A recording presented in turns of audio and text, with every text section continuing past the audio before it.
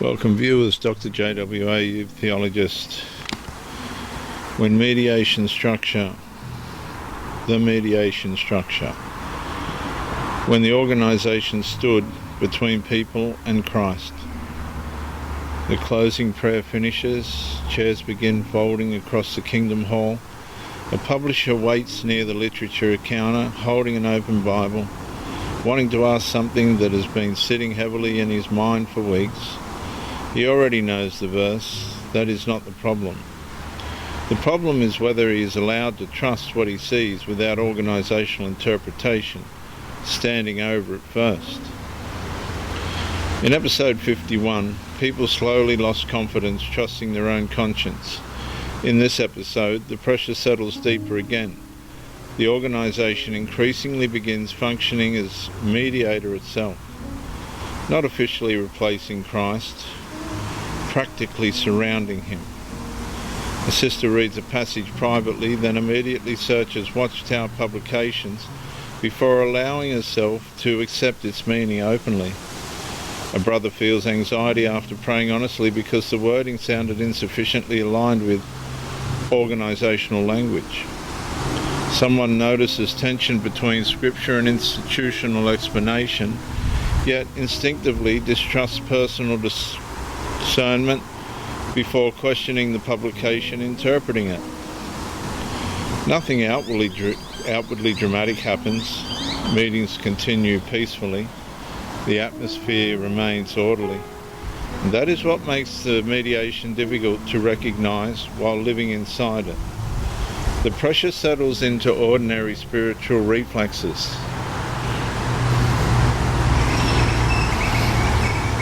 People begin approaching scripture through organisational permission structures. Interpretation feels unsafe, independently. Spiritual confidence increasingly depends upon remaining aligned with approved understanding. And over time, the mediation no longer feels external, it becomes psychological. A publisher quietly hides pornography use and private fantasy cycles while simultaneously fearing unsupervised Bible examination more than the concealed appetite itself. Another person repeats organisational phrases automatically during conversation because speaking naturally about Scripture now feels strangely dangerous without institutional wording surrounding it. The atmosphere keeps teaching the lesson silently.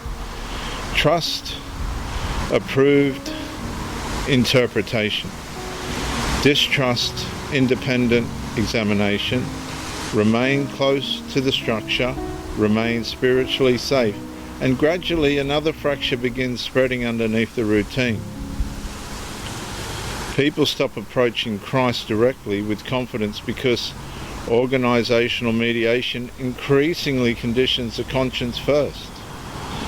Watchtower Bible and Tract Society repeatedly reinforces loyalty to Jehovah's organisation, trust in the faithful and discreet slave, and caution toward independent spiritual interpretation outside organisational guidance. But the Bible itself presses directly into the tension.